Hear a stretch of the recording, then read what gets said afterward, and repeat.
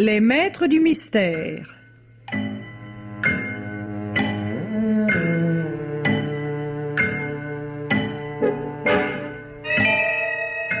Parmi les chefs-d'œuvre du roman policier, Germaine Beaumont et Pierre Billard ont choisi pour vous ce soir Le crime de l'opéra de Fortuné Dubois-Gobet, dans une adaptation radiophonique de Claude Gével, avec, par ordre d'entrée en onde, Nelly Delmas, Pierre Delbon, Lisette Lemaire, Jean Negroni, Marcel André, Gaëtan Jor, Martine Sarcey, Robert Arnoux, Geneviève Morel, Nicolas Amato, Rosie Vart, Yves Duchâteau et Lucienne Givry.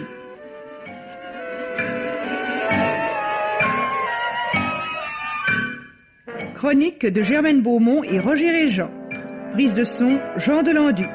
Opérateur, Charles Marié. Assistante, Marie-Denise Vanda. Réalisation, Pierre Billard.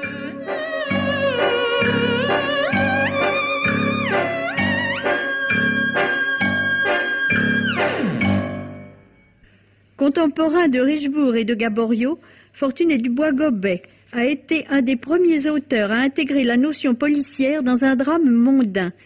Celui que vous allez entendre, Le crime de l'opéra, a été publié dans un hebdomadaire de Marseille en 1884.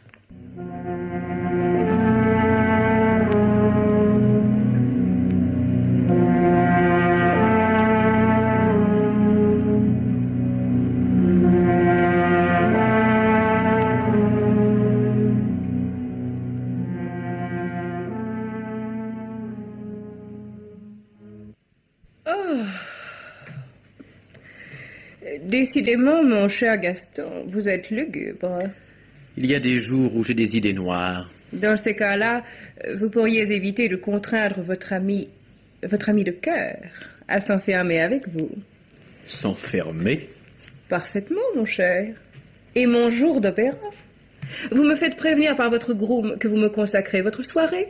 Je donne ma loge à une amie. Je me fais coiffer, comme vous m'aimez, les cheveux relevés avec 2 guiches.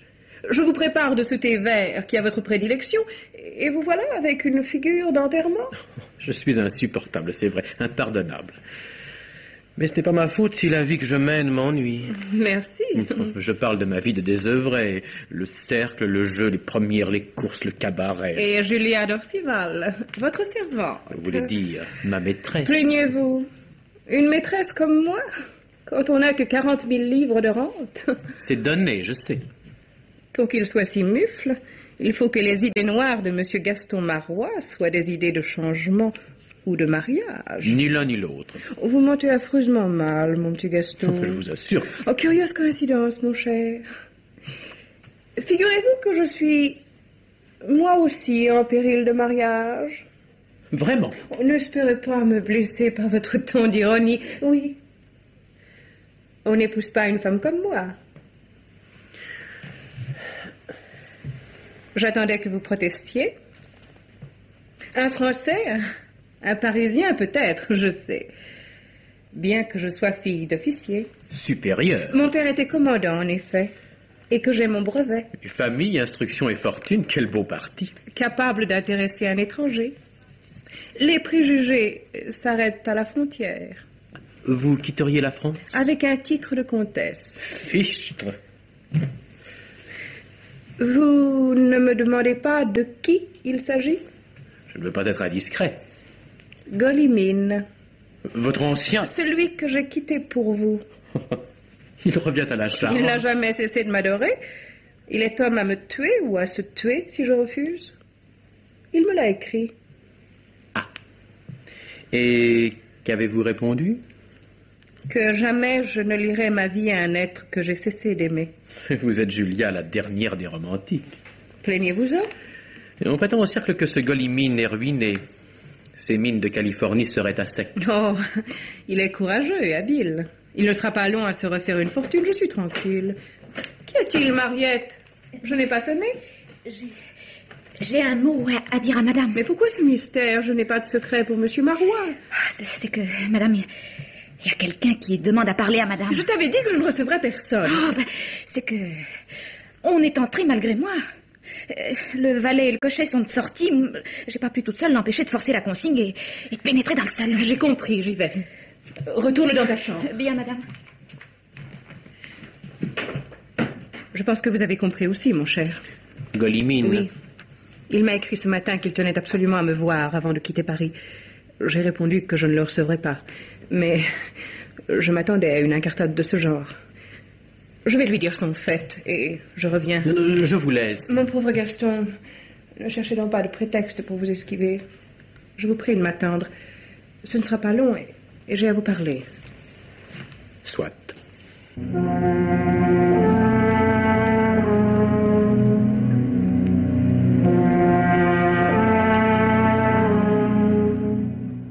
Pardonnez-moi d'avoir forcé votre porte.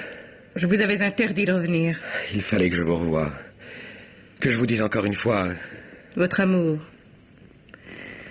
Je sais. Il ne m'intéresse plus. J'aurais fait de vous la plus fortunée des femmes. Tout le monde sait que vous êtes ruiné. J'ai là dans ma poche des lettres qui valent un trésor. Il ne m'intéresse pas plus que votre passion. Vous êtes décidé à ne pas partir avec moi. Plus que jamais après cette éruption. Alors adieu. Vous ne me reverrez plus vivant. Vous parlez un peu trop de mourir. Au revoir. Je vous laisse, je vais rejoindre... Votre amant? Celui que j'aime, oui. C'est vous qui l'aurez voulu. Vous vous souviendrez que je vous aurais aimé jusqu'à mon dernier souffle. Et tenez, prenez ces lettres. Votre trésor? Vous en ferez l'usage que vous voudrez. Où je vais, je n'en ai plus besoin. Des lettres de vos anciennes maîtresses, je parierais. Elles paieraient cher pour rentrer en leur possession. Vous êtes immonde. Je ne vous reconduis pas, vous connaissez le chemin. Bonsoir.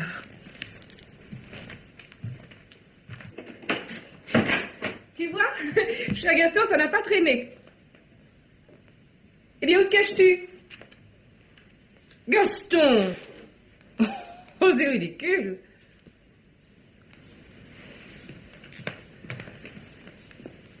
Il serait parti. Il aurait profité. Oh, le lâche. Le lâche. Sans un mot. Mais suis-je bête? Mais il y a le mot. Là, sur le guéridon, cette enveloppe blanche. Oh, il aurait osé.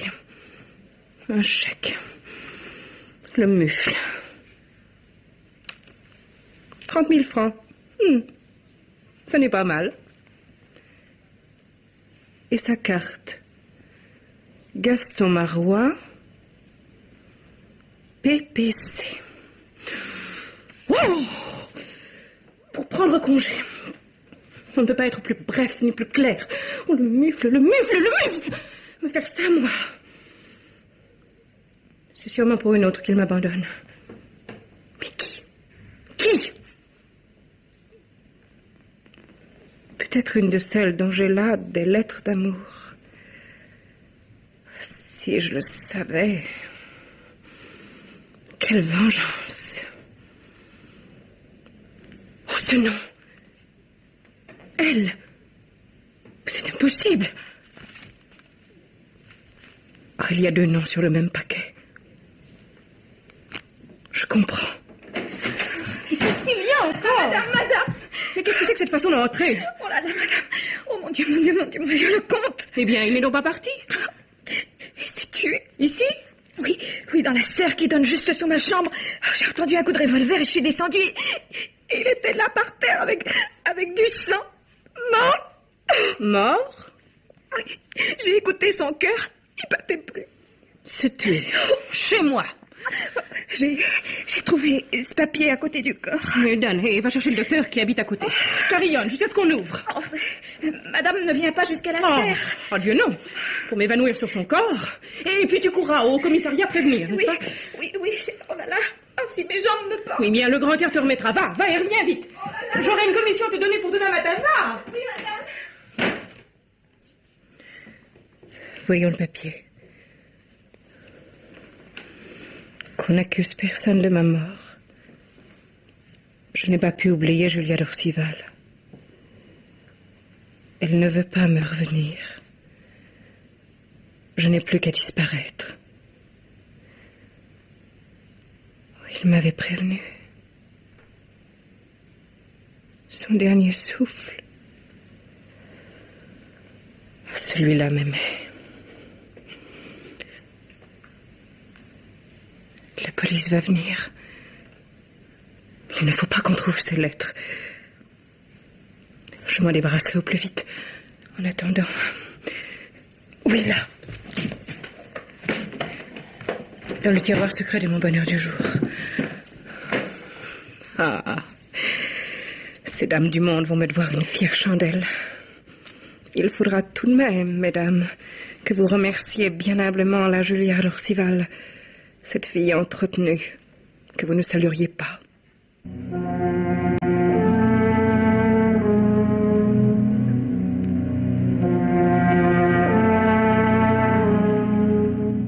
L'homme liégeois. Monsieur le juge? Voulez-vous prévenir l'huissier que j'ai fait chercher Gaston Marois, mon neveu, et qu'il le fasse entrer dès qu'il arrivera? Bien, monsieur le juge. Vous nous laisserez seuls. De même pour un autre rendez-vous que j'ai ensuite. C'est pas que j'ai rien de secret pour vous, mon cher Lebligeois, mais je tiens à enlever à ces entretiens toute allure d'interrogatoire. Oh, j'avais bien compris, monsieur le juge. Et comme convenu, si vous avez besoin de moi, vous tousserez. Et je n'enregistrerai aucune déclaration sans avoir entendu votre coupe-papier frapper 3 fois votre bureau, hein, comme ceci, monsieur le juge. Oui, c'est ça. C'est ça. Vous êtes le modèle des greffiers. Je vais prévenir l'huissier. Allez.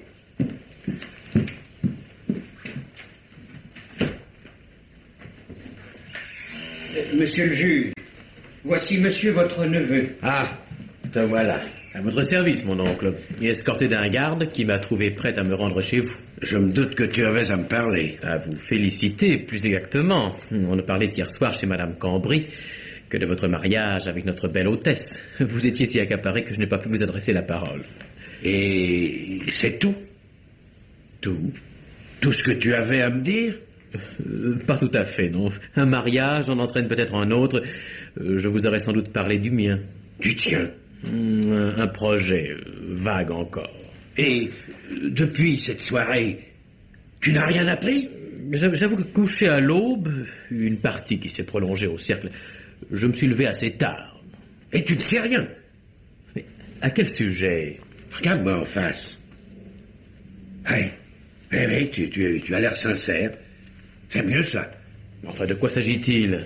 De Julia d'Orcival. Oh, celle-là, mon oncle, vous retardez. Fini entre nous. J'ai rompu avec la belle Julia avant-hier. Tenez, le jour où Golimine s'est tuée chez elle. Tu l'as pas revue? Je compte bien de la revoir jamais. Ah, tu ne la reverras plus, en effet. Julia d'Orcival a été assassinée cette nuit à l'opéra. Au bal de l'opéra? D'un coup de poignard. Ce poignard qui est là. Oh, pauvre fille. Ah, tu comprends maintenant pourquoi il était urgent que je te voie? Enfin, vous n'avez tout de même pas pensé, mon oncle, que c'était moi le coupable? Non, mais chargé de l'instruction, je voulais être sûr que tu n'étais mêlé en rien à ce drame. Comment le pourrais-je? Je vous le répète, j'avais rompu définitivement avec Julia. Je n'ai pas mis les pieds au bal de l'opéra. Je n'ai quitté la soirée de Madame Cambry que pour aller au cirque. Non, mais te défends pas. Du reste, le crime a été commis par une femme. Je le sais. Déjà? Je me suis pas levé à midi, moi, mon cher. Alerté dès l'aurore, j'ai commencé mon enquête aussitôt. Dis-moi, hier soir, chez Madame Cambry, je t'ai vu très assidu auprès de Mademoiselle Lesterel. Quel rapport? Non, réponds. Oui, j'avoue que Mademoiselle Lesterel m'est très sympathique. Elle a une voix ravissante. Je l'accompagne souvent au piano. Oui. Et puis mon oncle, pourquoi vous le cachez, c'est vrai. J'aime Mademoiselle Lesterel et ce projet de mariage dont je vous parlais. Tu penses épouser Mademoiselle Lesterel? Enfin, quelle raison m'en empêcherait? Celle-ci, qu'elle est sans doute la meurtrière de Julia d'Orcival. Mon oncle, vous plaisantez. Ah, hélas non. J'ai déjà réuni contre elle de graves présomptions. C'est impossible, Berthe Lesterel. Écoute-moi. Elle a quitté hier soir le salon de Madame Cambry en disant que sa sœur malade la faisait réclamer par sa bonne. Oui. J'ai vu cette personne qui n'a jamais été chargée d'une telle commission. La concierge de mademoiselle Lesterel affirme d'autre part qu'elle n'a rejoint son domicile que vers 4 heures du matin. Enfin, la camériste de Julia d'Orcival, Mariette, oui, déclare qu'elle a été hier matin chez mademoiselle Lesterel pour lui enjoindre de la part de sa maîtresse de venir la retrouver au bal de l'Opéra. C'est invraisemblable. J'ai sur mon bureau leur déposition. J'ajoute celle de l'ouvreuse des loges, où Julia d'Orcival avait la sienne et qui affirme qu'une femme en domino et masquée s'est fait ouvrir à 2 ou 3 reprises la porte de la loge. La dernière fois, à peine un quart d'heure avant que le crime ne soit découvert. De ces ragots de concierge ou de domestique, vous concluez qu'une fille de la qualité de Berthe Esterel aurait été capable de... Mais je ne conclus rien encore. J'ai convoqué mademoiselle Lesterel. Ses réponses dicteront ma décision. Votre décision? Vous envisageriez d'inculper une amie de madame Cambry, votre fiancée? La jeune fille que je vous ai dit à l'instant que j'aimais? Je ferai mon devoir, quel qu'il soit. Donc vous allez commettre une affreuse erreur, je vous conjure. Et moi, je te prie de te taire. Entrez. Qu'y a-t-il, obligeoire? La personne est là, monsieur le juge. Bien. Voulez-vous faire sortir mon neveu par le couloir du greffe et que l'huissier fasse entrer cette personne? C'est elle, j'en suis sûr. Mon oncle, pouvez-vous me permettre d'assister à votre entretien? Ah bah voyons, mais tu perds l'esprit, mon garçon. Je te promets seulement d'agir avec la plus grande bienveillance. Allez, va. Si vous voulez bien me suivre, monsieur Marois.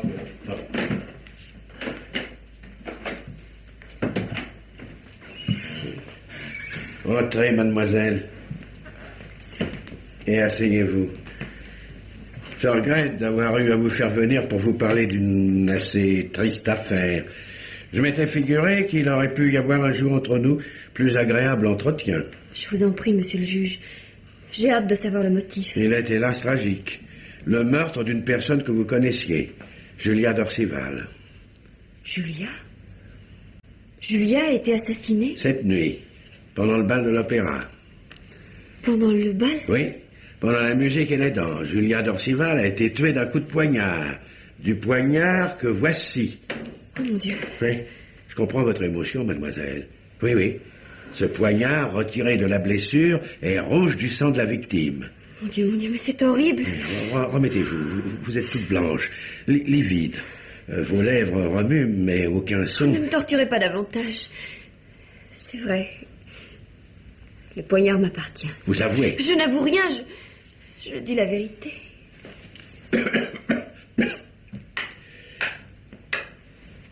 De qui teniez-vous cette arme? Un cadeau que mon beau-frère m'a rapporté des mers de Chine. Je l'avais hier soir à la soirée de madame Cambry. Vous allez dans le monde armé d'un poignard? Refermé, il a l'apparence d'un éventail. Vous appuyez sur le bouton de corail. Là, oui. Comme il m'arrive de rentrer chez moi seule, assez tard, des salons où je vais chanter. Et hier soir, ce n'était pas pour rentrer chez vous, vous avez quitté le salon de madame Cambry. Avouez donc, c'était pour vous rendre à l'Opéra. Je n'ai rien à avouer. Je jure que je n'ai pas tué Julia d'Orcival. Et cette arme? Tout ce que je sais, c'est que je ne l'avais plus en rentrant chez moi. L'ai-je perdue? Me l'a-t-on prise? Oh, facile. Vous ne me croyez pas, vous m'accusez. Vous connaissiez Julia d'Orcival? Oui. J'ai connu Julia Berthier, c'était son nom, dans mon pensionnat à Saint-Mandé. Elle était votre amie? J'ai cessé de la voir il y a longtemps, quand j'ai su la vie qu'elle menait. Alors comment se fait-il qu'elle vous ait enjoint de venir la retrouver dans sa loge à l'Opéra? Puisque vous le savez... On vous y a vu entrer et en sortir. C'est peu après qu'on a trouvé Julia d'Orcival assassinée. Et ce serait moi? Quelle honte! Qu'alliez-vous faire auprès d'elle? Allons, répondez-moi. Je ne peux pas. Je ne peux pas répondre. Rendez-vous compte du danger auquel vous vous exposez en refusant de vous expliquer. Vous êtes parti de chez madame Cambry vers minuit en disant que votre sœur vous appelait. Ça n'était pas vrai. Dites-moi qui est cette femme qui est venue vous chercher. Je ne la connais pas. Et vous l'avez suivie dans la nuit. Et vous n'êtes rentré chez vous qu'à 4 heures du matin, après votre ou vos entretiens avec Julia d'Orcival. Qu'est-ce que vous avez fait alors? Où êtes-vous allé? Il m'est impossible de vous répondre. Autre chose. Réfléchissez. À qui ferez-vous croire cette histoire de poignard perdu ou volé? Si j'avais prémédité ce crime abominable, aurais-je choisi une arme aussi facile à reconnaître? À moins que vous ne l'ayez commis dans un mouvement de colère, après une violente querelle. J'aurais été assez sotte pour laisser cette arme dans la plaie. Non, pas sotte, mais affolée. L'affolement où vous avez plongé votre geste. Faut-il vous jurer à genoux que je ne l'ai pas commis? Que puis-je faire d'autre? Une dernière question. Comment expliquez-vous que ce poignard ait été l'arme du crime? Puisque vous savez ma présence à l'opéra, je peux vous répondre. C'est Julia d'Orcival qui l'a vu dans ma main et qui me l'a demandé. Étant donné le service qu'elle venait de me rendre, je n'ai pas pu le lui refuser. Bien, bon, admettons. Mais refusez-vous toujours de répondre aux autres questions que je vous ai posées? Je ne peux pas. Je ne peux pas. Peut-être vous sacrifiez-vous pour quelqu'un d'autre. Je serai tout prêt à le croire. Dites-le moi. Je vous promets que les vérifications que je préfère seront discrètes. Eh bien... Eh bien? Oh non, des vérifications. C'est assez d'un meurtre. Je ne dirai plus rien. Réfléchissez une dernière fois. Tout vous accuse. Faites de moi ce que vous voudrez. L'obligeois. Monsieur le juge. Écrivez sur ce mandat d'arrêt le nom de mademoiselle Berthe Lestorel. Je ne pouvais pas agir autrement. Mon oncle! Comment tu forces ma porte? Excusez-moi, mais ce n'est pas possible. Mademoiselle Lestorel, arrêtez. J'ai été dans l'obligation de l'inculper. C'est abominable. Écoute! Avant de t'emporter, elle a reconnu d'elle-même que l'arme du crime, celle-ci, lui appartenait. Hein? Mais d'elle-même, vous voyez bien. Si elle était coupable... Mais la franchise de son aveu m'avait en effet impressionné. Mais par la suite, elle a aggravé son cas en refusant de répondre à mes questions. Je vous jure, moi, qu'elle est innocente. Je le prouverai. Tu t'avances beaucoup, mon pauvre garçon. Enfin, essaie. Je ne vais plus vivre que dans ce but. Si je peux, sans enfreindre le secret de mon instruction, te donner un renseignement utile, je te le ferai transmettre par Madame Cambry. Merci. Je suis sûr qu'elle est aussi convaincue que je le suis de l'innocence de Berthe Lestorel. C'est probable. Une amie comme un amoureux hésite toujours à regarder la vérité en face. Vous ne me reverrez qu'avec cette preuve.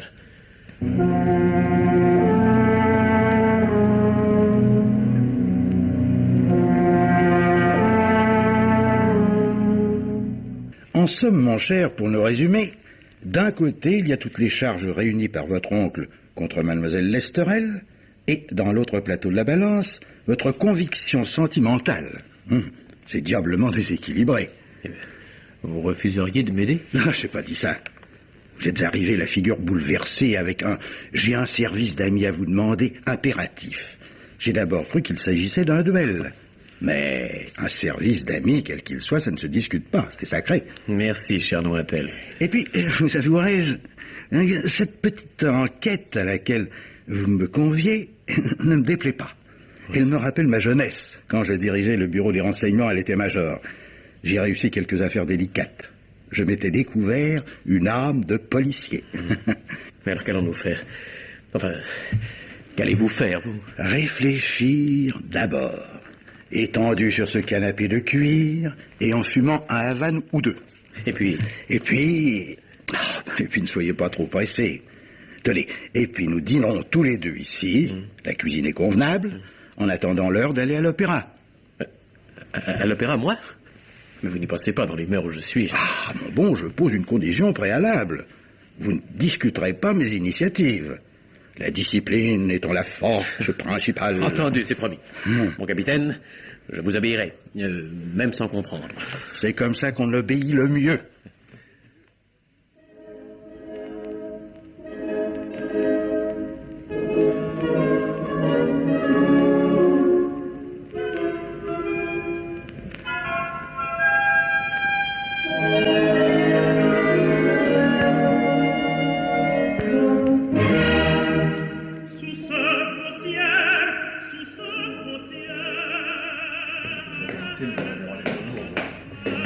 Vous n'allez tout de même pas me forcer, mon cher Nointel, à subir tout le premier acte des Huguenots. Non, rassurez-vous, nous n'irons pas plus loin, restons dans ce couloir.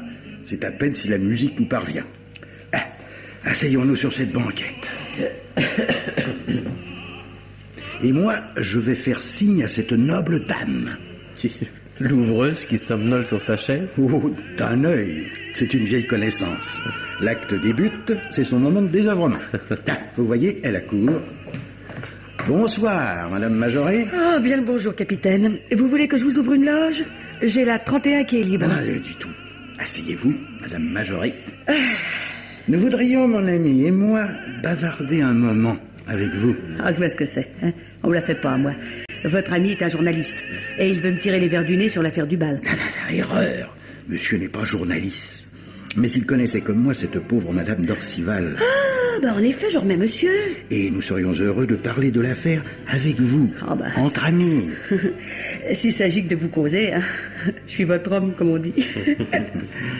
Vous avez l'air fatiguée, Madame Majoré. Il y a de quoi. L'émotion de cette nuit. Pensez que c'est moi qui suis entré dans la loge pour la trouver morte, cette malheureuse. Et puis, dès ce matin, emmené par un gendarme au palais de justice pour répondre au juge. Est-ce que je devrais pas ce soir être dispensé de service dans mon lit? L'administration n'a aucun égard. Ah, je vous le fais pas dire. Outre que je suis encore cité pour demain. Ouais, cette fois, hein. Fini, la boucle.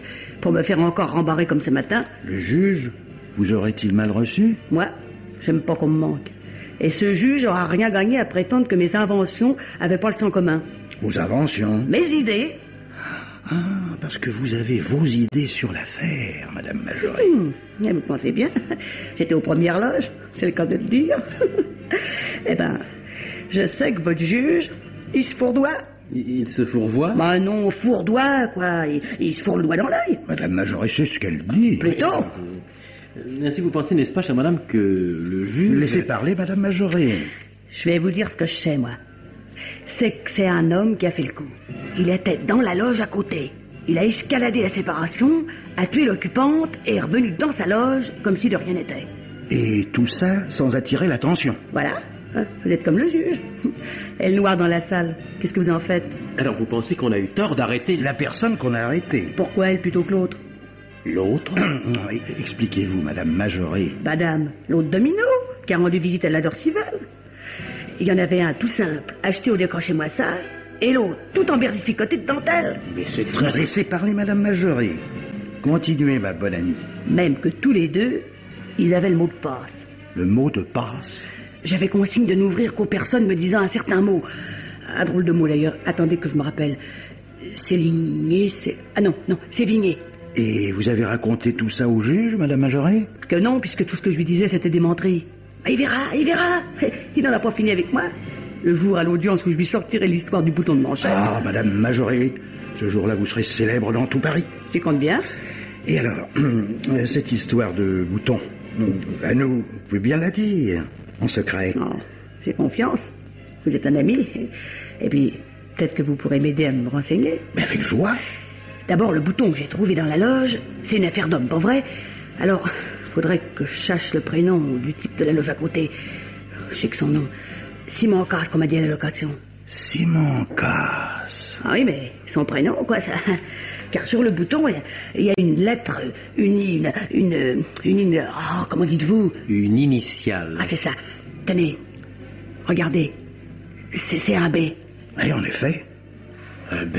Alors, peut-être que vous qui avez le temps, vous pourriez me savoir son prénom, ce particulier, et aussi trouver le bijoutier qui lui a vendu l'objet. Rien de plus facile. Tenez, je vous le confie, ne perdez pas, car si je pouvais savoir tout ça et lui clouer le bec à ce juge... Comptez sur moi. En attendant, il nous reste à vous remercier, Madame Majoré. Oh, pour moi, c'est toujours un plaisir que de causer à du monde bien. On y gagne toujours. Mais, excusez, il va falloir que je retourne à mon poste. Vous nous avez passionnés, chère Madame Majoré. Et nous voudrions en souvenir, mon ami et moi, que vous acceptiez cette petite bourse et ce qu'elle contient. Oh, vous êtes trop bon, capitaine. Avec vous, on est toujours sûr de s'y retrouver, et amplement. Comme je vous le disais, on gagne toujours à causer à du monde bien. Sur ce, bien le bonsoir, monsieur. Bonsoir. Alors, Lointel, qu'est-ce que vous en pensez? Rien encore. Sauf que cette conversation n'a pas été inutile. Mais il faut que j'y réfléchisse. Je vais entendre la fin du premier acte. La musique m'aiguise l'esprit. Je vous attends. Non. Je désire aussi rentrer seul, à pied. La musique, la solitude et le grand air m'aiguisent aussi l'esprit. Alors, rendez-vous au cercle. C'est ça. Faites frapper une bouteille de champagne. Le champagne... vous aiguise l'esprit. Exactement.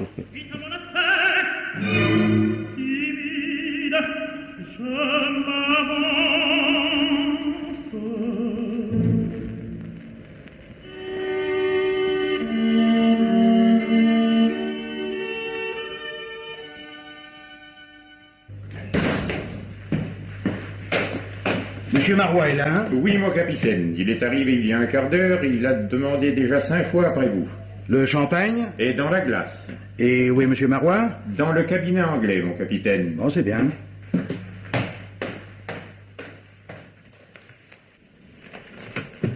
Alors, Lointel?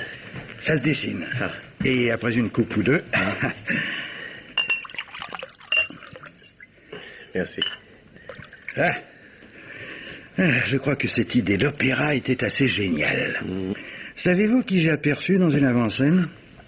Ma foi. Non, ne cherchez pas. Madame de Barancos.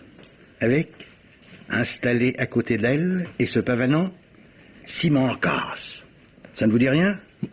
Ma foi. Non, vous répétez, mon cher. Comprenez donc qu'il est ahurissant de voir officiellement, en compagnie de la plus belle, la plus riche, et la plus difficile marquise de notre société parisienne, ce Simon Casse, le personnage louche, taré, qu'on ne reçoit nulle part. Oui, n'est-ce pas lui qui a été blackboulé au cercle quand Golimine l'a présenté? Golimine s'en était fait le parrain, en effet. Or, croyez-vous que ce Simon Casse, uniquement par hasard, avait loué hier soir la loge à côté de celle de Julia d'Orcival? Vous ne vous imaginez tout de même pas, comme votre ouvreuse, que c'est lui qui a tué? Non, bien sûr. Mais avez-vous réfléchi aux mots de passe des visiteuses de Julia? Sévigné? Ouais.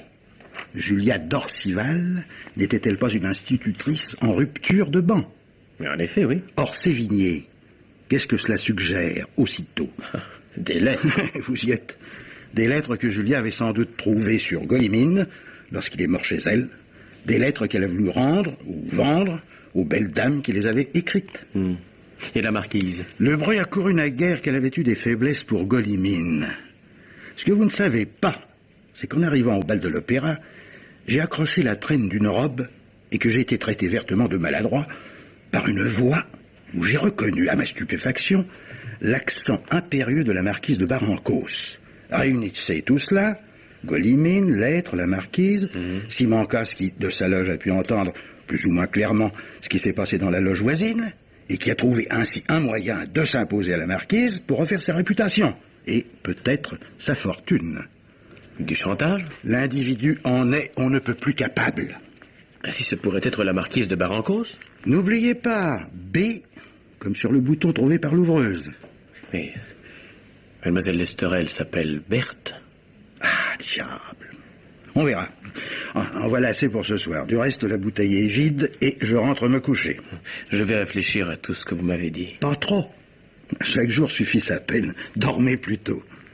À demain. Oui, chez moi, vers 10h. Et envoyez donc le groom du cercle à la camériste de Julia d'Orcival, avec un mot pour qu'elle vienne aussi à cette heure-là. Je crois que nous aurons intérêt à lui parler.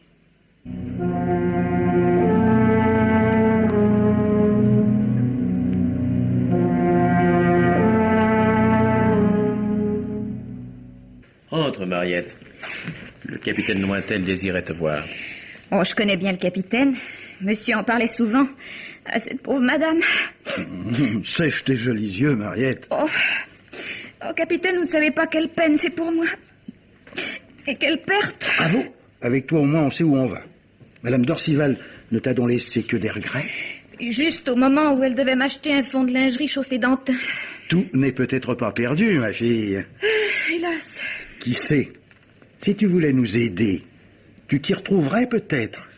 Tu n'es pas sotte. Et on peut te parler à cœur ouvert. Oh, bien sûr. Et tu dois aimer les histoires d'amour. Oh, j'en raffole. Alors figure-toi que mon ami Marois est amoureux. Ah, madame s'en doutait. Mais tu ne te doutes pas de qui? De mademoiselle Lesterel. De celle qui a... Mariette, pense à ta boutique de lingerie. Oh, ce pauvre monsieur Gaston. Voilà, bravo. Voilà le ton qu'il nous faut. Oh, moi je suis une sentimentale. Alors, qu'est-ce qu'il faut faire? Cherchez dans ta mémoire tout ce qui peut nous servir. D'abord, à propos de certaines lettres... Oh non, madame m'avait fait jurer de ne pas en parler. Oh. Puisque vous êtes au courant... Tu vois? C'était pour en chercher que la Lesterel... non, pardon... que mademoiselle Lesterel devait venir à l'opéra. C'est toi qui lui as fait la commission? Oui, de vive voix. Madame a dit comme ça que ça l'humilierait davantage. Et comme c'était une amie d'autrefois... Tout s'explique. Mais madame a écrit elle-même pour prévenir les autres. Les autres? Mais bien sûr, les autres. Comme elle me le disait en montrant le paquet. Oh là là, faut-il que ces femmes du monde soient bêtes pour écrire autant? Je me rappelle même qu'il y avait des liasses avec des ficelles de couleurs différentes. Voilà, Mariette. Ce qu'il ne faudra pas manquer de répéter au juge la prochaine fois. Soyez tranquille. Si vous croyez que... Mais je crois que tu es sur le bon chemin. De la chaussée d'Antin? Oui, ma belle. Et tu t'y avancerais encore d'un bon pas si tu te rappelais quelque autre chose sur ces femmes du monde. Oh, ça... Madame n'a pas précisé. Elle ne m'a parlé ce fameux jour que d'une seule. Mais celle-là, c'était par jalousie. Madame s'imaginait que M. Gaston l'avait abandonnée pour une marquise de Barancos. Elle t'a cité ce nom? Bah voyons, Mariette ne l'a pas inventé. Ah, si j'en étais certaine, me disait madame. Et sur un ton... Répète ça aussi au juge, ma fille. Et n'oublie rien, ni les mots, ni le ton. Oh, soyez tranquille. Oui. Au revoir, Mariette, merci. Mais n'oubliez pas non plus la chaussée d'Antin, hein. C'est ça. Bravo, mon cher Lointel. Toutes vos hypothèses se confirment. Mais ce qui nous manque, c'est la preuve décisive. La preuve décisive qui innocentera Berthe Lesterel. Peut-être que, grâce à ce mot que j'ai reçu de Madame Cambry... Montrez. Oh, précieuse information. Et précieuse informatrice. Le domino retrouvé sur la voie publique. Important. Seulement où? À quelle heure? J'ai un ami à la préfecture, il me renseignera. Je vous accompagne? Non. Dites-moi, la sœur malade de Berthe Lesterel, vous la connaissez? À peine. Il faut aller la voir. Votre amour, votre conviction de l'innocence, vous serez bien reçu. Et rapportez-moi tout ce que vous pourrez apprendre.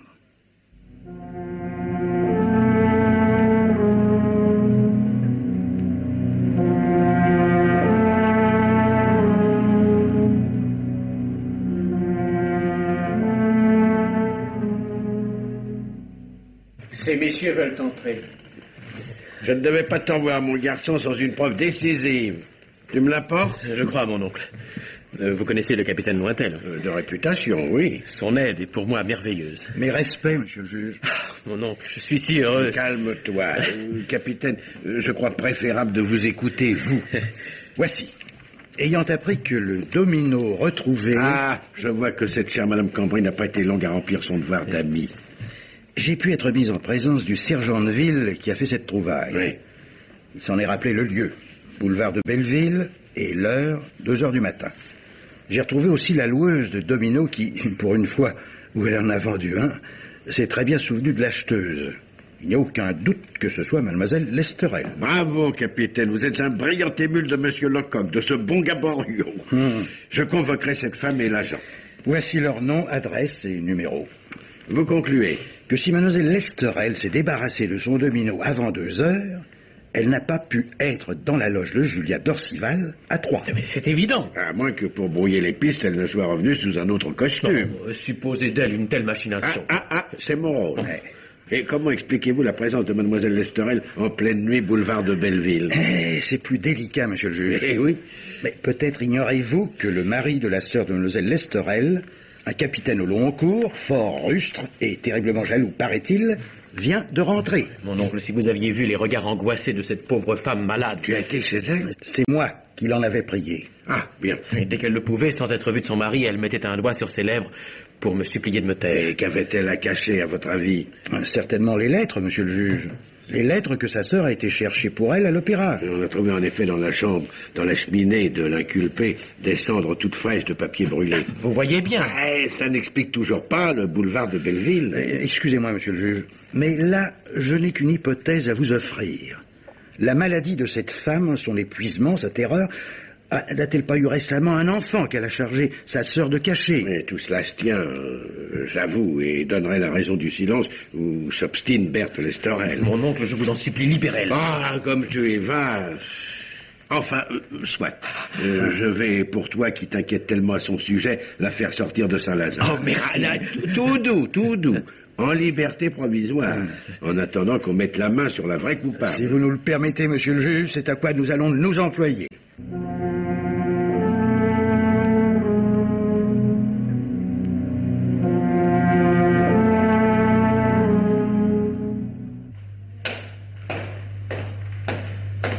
Veuillez demander à la marquise de Barancos si elle peut me recevoir. Le capitaine Nointel. Ah, très bien, elle vous attend. Si monsieur veut se donner la peine d'entrer.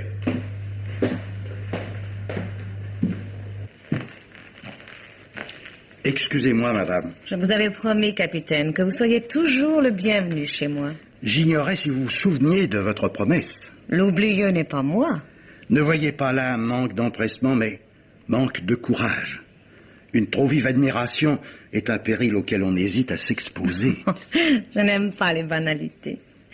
Mais qu'y a-t-il de changé aujourd'hui? C'est vous que je crois en danger. Ah? Si votre honneur n'était pas en jeu, je me serais tu. Je vous écoute. Puis-je vous demander de m'interrompre si les faits que je vais évoquer sont-ils exacts? Entendu. Vous étiez, madame, dimanche soir, masquée au bal de l'Opéra. Oh! Vous m'avez reconnu? À votre voix, à votre incomparable allure aussi. Oh, banalité. Un certain Simon Casse occupait la loge à côté de celle de Julia d'Orcival. Il avait été très lié avec le comte Golimine. Julia d'Orcival détenait des lettres d'amour écrites au comte par ses maîtresses successives.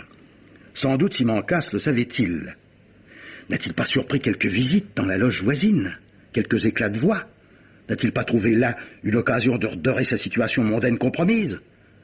Je l'ai vu depuis, à l'Opéra, dans votre loge, aux Champs-Élysées, botte à botte, avec l'admirable écuyère que vous êtes. Ce matin, aux Acacias, se pavanant dans votre phaéton. Surveillance? Non. Étonnement que vous vous affichiez avec un personnage aussi louche, aussi taré. De là à supposer quelque affreux chantage. Je ne vous ai pas interrompu. Chantage que je suis décidé, si vous m'y autorisez, à faire cesser. Je ne veux pas que vous exposiez à cause de moi. Ne craignez rien. On ne se bat pas avec un Simon Casse. On le chasse. Nous avons dans son dossier, au cercle, plus qu'il n'en faut pour le faire expulser. Mais de l'étranger, ne pourra-t-il pas encore vous nuire? Peu m'importe qu'on sache que j'ai été la maîtresse de Golimine. Je ne renie rien du passé. Il peut vous dénoncer, madame. Me dénoncer? Par bonheur, c'est moi qui ai pu rentrer en possession de ce bouton de manchette. Tenez, regardez l'initiale, madame. Un B. Qu'est-ce que ça prouve? Sachez, capitaine, que dans mon pays, les femmes ne s'affublent pas pour leurs bijoux des initiales de leur mari. Je m'appelle Carmen de Peñafiel. Le bouton a été trouvé près du corps de Julia d'Orcival. Oh, je comprends. Vous me soupçonnez de ce crime. Je pensais, oui, qu'emporté par la colère, vous aviez frappé avec une arme qui se trouvait là. Il y a des crimes qui n'avilissent pas. Et que veniez-vous faire alors chez moi?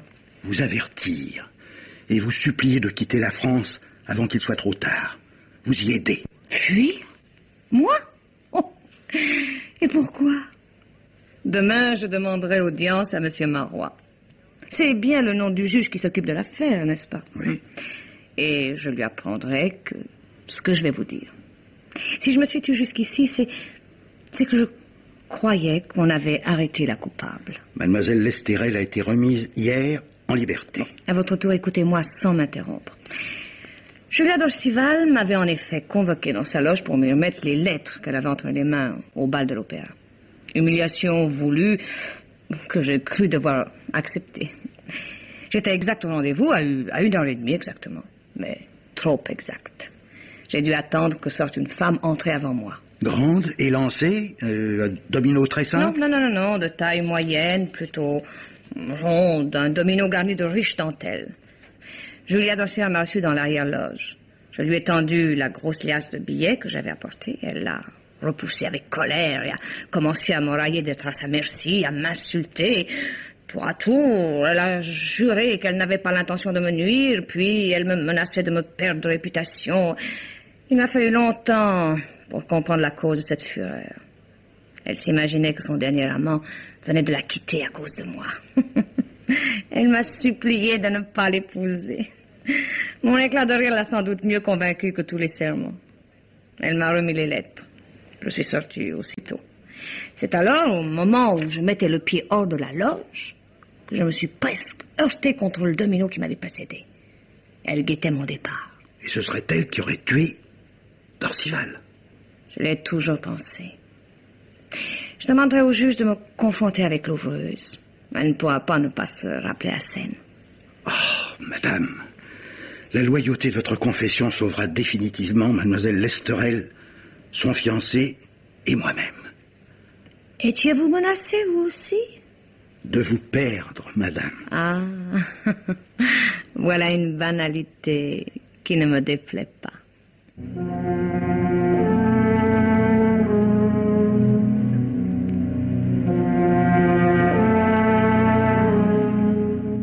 Comment, monsieur le juge? Vous avez pris la peine de monter jusqu'à mon pigeonnier? Je vous avouer d'abord que je n'étais pas mécontent de me rendre compte de la vue qu'on peut avoir d'un 6e étage.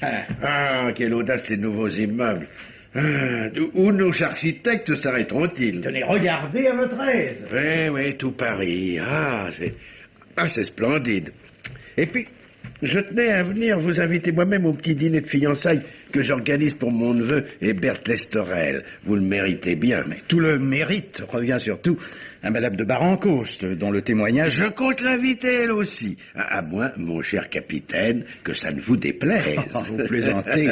Je l'avoue. Mais c'est peut-être indiscret. Mais du tout. Nous pensons nous marier le mois prochain dans sa propriété de Nice. Mais vous-même, mon cher juge... jamais 2 ans. Je crains d'avoir à démentir pour le moment le fameux proverbe. Madame Cambry me demande de retarder notre union jusqu'après l'été. Elle m'écrit justement ce matin qu'elle sera trop souffrante pour assister à notre petit dîner. Lisez. Il y a aussi un mot d'amitié pour vous, mon cher capitaine, qu'elle dit désirer revoir très bientôt. Madame Cambry est trop aimable. Et tenez, voici encore 2 nouvelles qui vous intéressent. La notification faite avant-hier au sieur Simancas de son interdiction de séjour et l'annonce de la vente des objets personnels de ce pauvre Colémine qui a lieu à l'hôtel Drouot tout à l'heure. Si ces papiers vous amusent, je vous les laisse. Alors, n'oubliez pas, mardi prochain chez moi. On dînera assez tard, pas avant 6h30. Il faut bien se mettre à la mode.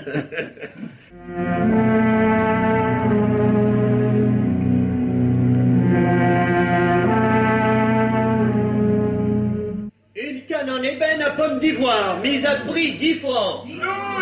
12 francs, qui dit mieux? Adjugé à gauche. Je mets en vente une pelisse en très belle fourrure, pas trop usagée. Il y a marchand à 100 francs. 105. Une fois, 2 fois. 110. 115. 130. 150. Monsieur l'expert, je dois vous signaler que l'enchérisseur, un nommé Simon Casse, qui essaie en vain de se dissimuler derrière les rideaux de la fenêtre, est depuis 2 jours sous le coup d'un arrêt d'expulsion, et que sa présence ici est illégale. Votre seule affirmation ne peut interrompre cette vente. Voici l'avis officiel de notification. D'ailleurs, monsieur l'expert, le nommé Simon Casse vient de préférer disparaître par la porte de service. Et en ce cas, l'incident est clos. Nous disions la police... Ma dernière enchère est de 130 francs. 130 francs, une fois, 2 fois... 3 fois. Adjugé à monsieur... Capitaine Nointel.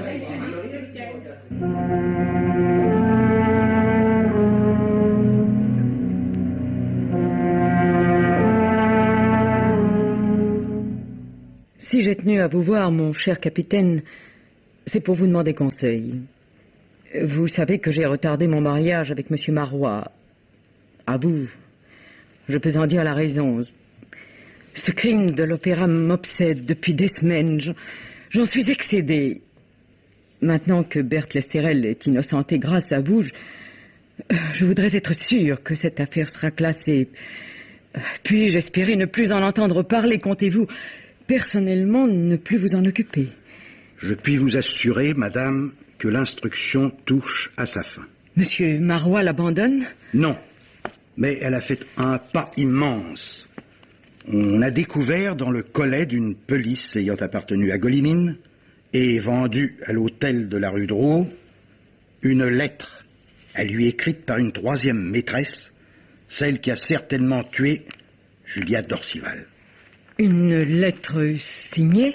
L'écriture a un caractère si particulier qu'on la reconnaîtra bientôt. Et cette lettre est entre les mains de monsieur Marois? Je la lui remettrai dans 1 heure. Vous? Oui, madame. C'est moi qui ai mis la main sur ce précieux papier. Il y avait 3 lettres dissimulées dans cette pelisse que j'ai pu racheter. Une de chacune de ces 3 dernières maîtresses. Dans quelle pensée Golimine les conservait-il si bien cachées? Culte du souvenir ou calcul d'intérêt? Le résultat est que cette fois la coupable est prise. Prise? Pas encore. Ce n'est qu'une question de jours, d'heures, peut-être. Et en me rendant chez vous, madame, j'ai pensé, moi aussi, à vous demander un avis. Supposez que j'arrive à apprendre qui elle est, et que ce soit une femme du monde pour qui j'éprouve une grande sympathie. Ce ne sont là, je le répète, que des hypothèses. Oui, j'ai bien compris. Permettez-moi de continuer mes suppositions. Supposez encore que la dame en question soit sur le point d'épouser un homme de mes amis. Avertir cet honnête homme, c'est perdre la femme, dans ses projets, dans sa réputation. Et pire encore, admettons que mon ami soit un magistrat forcé d'instruire cette affaire. Dans quelle situation je le mettrai, lui, s'il aime cette femme? Oui, situation cornélienne. Ce n'est pas du théâtre, hélas. Alors je me suis demandé si le plus sage ne serait pas d'aller consulter la femme dont l'honneur et la vie sont en danger. Et que lui diriez-vous? Ceci à peu près. Votre sort est entre mes mains. J'ai la preuve que vous êtes coupable. Je n'ai aucune inimitié contre vous, bien au contraire. Et je suis attaché à l'homme que vous allez épouser. Si je vous dénonce, je ruine votre existence et le déshonore, lui, car le monde sait vos projets d'union. Que faire? Conseillez-moi, vous dont l'âme n'est pas avilie, j'en suis sûr, vous qui vous repentez et n'aspirez plus qu'à expier. C'est toujours à cette personne supposée que je m'adresse. Expier? Il y a longtemps qu'elle expie. Oui, sa vie a dû être affreuse. Laisser accuser une innocente, ne pouvoir parler. Quant au meurtre, je suis certain qu'elle ne l'avait pas prémédité. Forcée de se rendre à l'opéra pour récupérer ses lettres, je la vois sortir de la loge, bouleversée déjà par une entrevue dégradante. Elle compte les lettres, il en manque une. Elle croit que Julia d'Orcival l'a gardée pour continuer à la tenir, elle, à sa merci. Elle revient à la loge, accuse la d'Orcival, qui l'insulte, la menace peut-être. Elle lui arrache le poignard. Elle frappe. Assez. Si vous étiez à ma place, madame, que feriez-vous? Je garderai le secret de cette malheureuse si elle s'engage à ne pas entraîner dans la honte l'homme qui allait lui donner son nom. Quelle garantie aurais-je que cet engagement sera tenu? La lettre resterait entre vos mains. Mais à votre tour, répondez-moi. Si vous appreniez que cette femme est allée s'ensevelir dans une solitude lointaine, dans un cloître, brûleriez-vous cette lettre? On revient de l'exil. On sort du cloître. Oui. Et vous avez raison, monsieur. Il n'y a que les morts qui ne reviennent pas. Adieu, monsieur. Adieu, madame.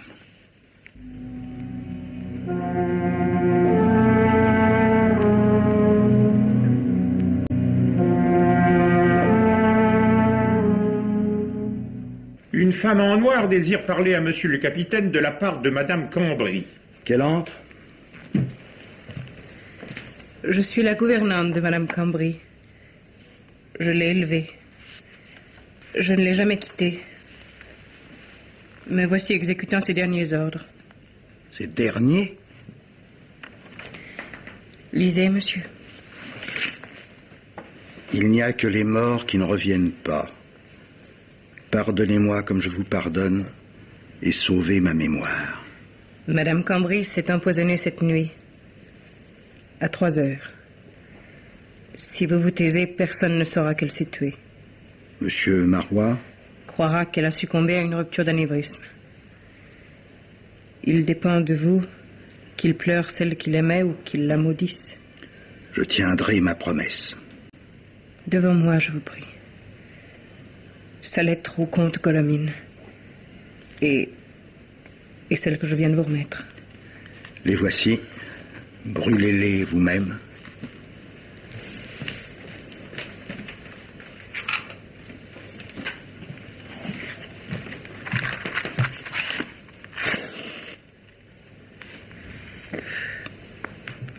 Là. Il ne reste plus que les cendres. Adieu, monsieur. Des cendres.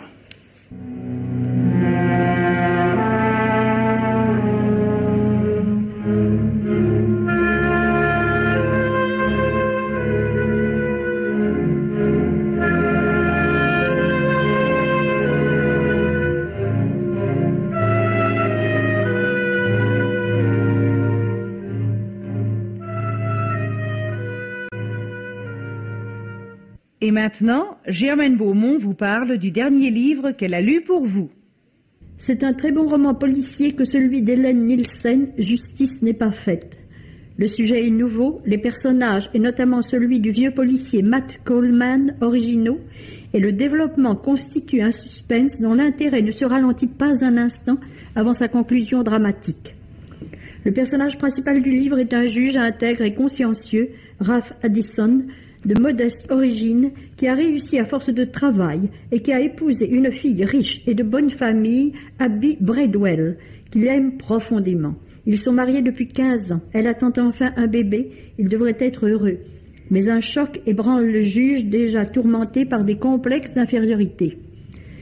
Il a condamné à mort un assez pâle voyou nommé Messick, accusé d'avoir tué, alors qu'elle était au volant de sa voiture, une jolie fille de mœurs légères, Faye Harper.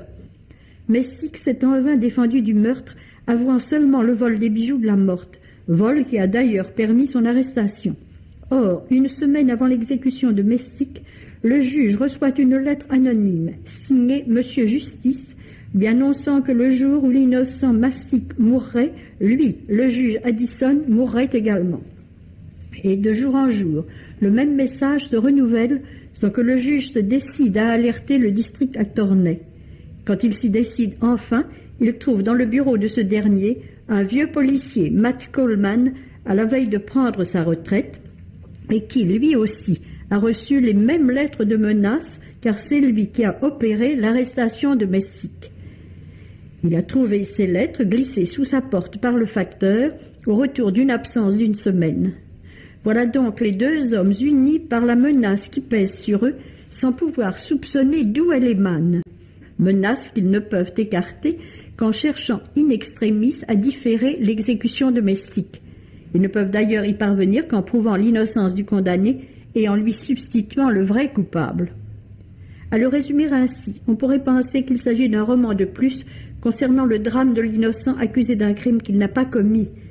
La lecture du livre montrera en quoi consiste l'originalité dont fait preuve Hélène Nielsen pour renouveler un thème connu. Justice est faite par Hélène Nielsen est édité à la librairie Artem Fayard, collection Pierre Nord. Roger Régent vous parle du dernier film qu'il a vu. Vous vous souvenez peut-être qu'il y a quelques mois nous vous parlions dans cette émission d'un film que Maurice de Canonge avait réalisé sur la police judiciaire et qu'il avait précisément intitulé Police judiciaire. C'était une sorte de documentaire ingénieusement romancé sur le quai des Orfèvres. En suivant 2 ou 3 enquêtes menées par les inspecteurs de la PJ, nous étions introduits dans les petits secrets de la maison. Fait avec des moyens modestes, le film était vivant, amusant et dans l'ensemble réussi. Avec des moyens infiniment plus importants, John Ford vient de faire pour Scotland Yard ce que Maurice de Canonge avait fait pour la police judiciaire française. Son film s'appelle « Inspecteur de service ». L'auteur prend un inspecteur principal du Yard à son petit lever et l'accompagne jusqu'au soir à l'heure où il se couche. À travers cette journée complète du policier, nous sommes initiés au mécanisme intérieur de Scotland Yard, ou du moins nous voyons certains côtés pittoresques de la maison, car n'en doutons pas un instant, tout cela est très superficiel. Dans l'ensemble, et en dépit de la différence des moyens mis en œuvre, le film français était plutôt meilleur. Pourtant John Ford passe, et à juste titre, pour l'un des plus grands metteurs en scène du monde. Pourquoi nous a-t-il paru, cette fois, moins bien inspiré que d'habitude?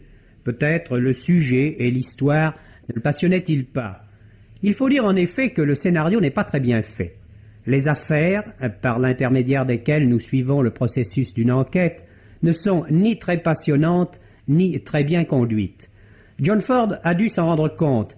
Il a, pour corser un peu les choses et essayer d'intéresser son public, introduit dans le récit quelques personnages assez savoureux qui apportent une heureuse diversion à la monotonie de l'histoire. Certains gags aussi sont bons et portent. Mais tout cela ne fait pas une œuvre très solide et John Ford nous laisse pour une fois sur notre faim.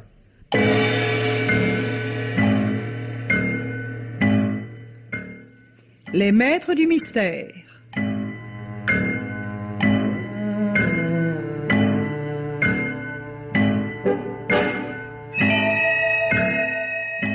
Parmi les chefs-d'œuvre du roman policier, Germaine Beaumont et Pierre Billard avaient choisi pour vous ce soir Le crime de l'opéra, de Fortuné du Bois-Gobet, dans une adaptation radiophonique de Claude Gével, avec, par ordre d'entrée en ondes, Nelly Delmas, Pierre Delbon, Lisette Lemaire, Jean Negroni, Marcel André, Gaëtan Jor, Martine Sarcey, Robert Arnoux, Geneviève Morel, Nicolas Amato, Rosie Vart, Yves Duchâteau et Lucienne Givry.